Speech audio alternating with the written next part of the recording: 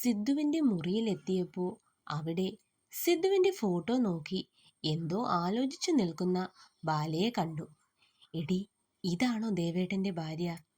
ഇവളെ കണ്ടിട്ട് നമ്മുടെ പ്രായമല്ലേ തോന്നിക്കുന്നുള്ളൂ, കാർത്തു സൗബിയോട് പറഞ്ഞു. അതേടി, ഞാനും അത് തന്നെയാണ് മനസ്സിൽ ഓർത്തത്, സൗബിയും പറഞ്ഞു. അവർ തമ്മിൽ എന്തൊക്കെയോ പറയുന്നത് കേട്ടാണ് ബാല അങ്ങോട്ട് വന്നത്.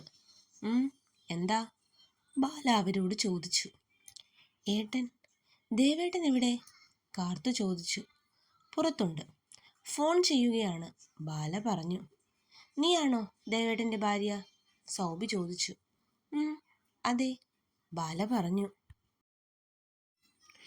ഗോപു ആയിരുന്നു വിളിച്ചത്.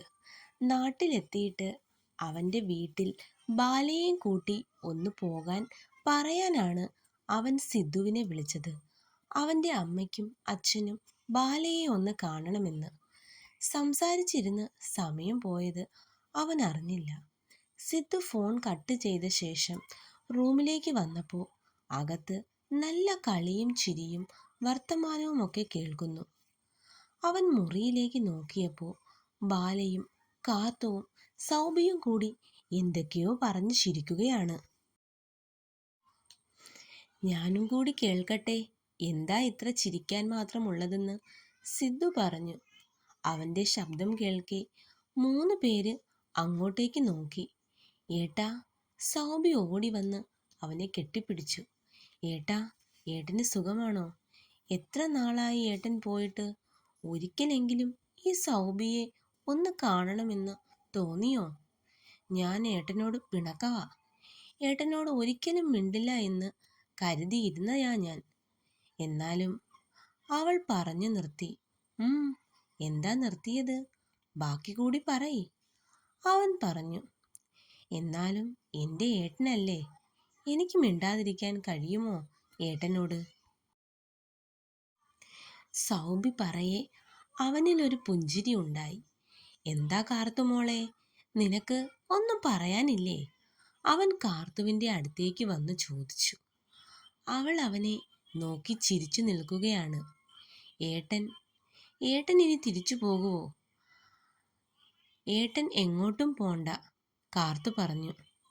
അത് പറ്റില്ല മോളെ, ഏട്ടൻ കുറച്ചു ദിവസം കഴിഞ്ഞ് പോകും, അവൻ പറഞ്ഞു. അവർക്ക് അത് കേൾക്കെ സങ്കടമായി. അതൊക്കെ പോട്ടെ, ഇത് ആരാണെന്ന് നിങ്ങൾക്ക് മനസ്സിലായോ? അവൻ ആ വിഷയം മാറ്റാനായി അവരോട് ചോദിച്ചു. ഇവളെ കണ്ടിട്ട് ഏട്ടൻ്റെ ഭാര്യയായിട്ട് തോന്നിയില്ല ഏട്ടാ, കാർത്തു പറഞ്ഞു. അവനൊന്ന് ചിരിച്ചു അവളുടെ സംസാരത്തിൽ. ശരിയാ മോള് പറഞ്ഞത്, ശ്രീബാലയ്ക്ക് നിങ്ങളുടെ പ്രായമേ ഉള്ളൂ. അവളും ഡിഗ്രിക്ക് പഠിക്കുക നിങ്ങളെപ്പോലെ. പക്ഷേ നിങ്ങളെപ്പോലെ അല്ല ഇവൾ, കുറച്ച് കാന്താരിയാണ്, സിദ്ധു പറഞ്ഞു. അത് കേൾക്കെ ബാല അവനെ നോക്കി ഒന്ന് കണ്ണുരുട്ടി. ഏട്ടൻ്റെ ഭാര്യയല്ലേ, അപ്പോൾ ഏട്ടത്തി എന്നല്ലേ ഞങ്ങൾ ഇവളെ വിളിക്കേണ്ടത്? സൗബി ചോദിച്ചു. വേണ്ട, അങ്ങനെയൊന്നും വിളിക്കണ്ട, സിദ്ധു പറഞ്ഞു. അല്ലെങ്കിലും ഇവളെ കണ്ടാൽ ഏട്ടത്തി എന്നൊന്നും വിളിക്കാൻ തോന്നില്ല, കാർത്തു പറഞ്ഞു. നമുക്ക് ഒരേട്ടത്തി ഓൾറെഡി ഉണ്ടല്ലോ, അപ്പോൾ എല്ലാവരും വിളിക്കുന്നത് പോലെ ഞങ്ങൾ നിന്നെ ബാല എന്ന് വിളിച്ചോളാം. സൗബിയുടെ തീരുമാനം കാർത്തുവും ശരിവെച്ചു.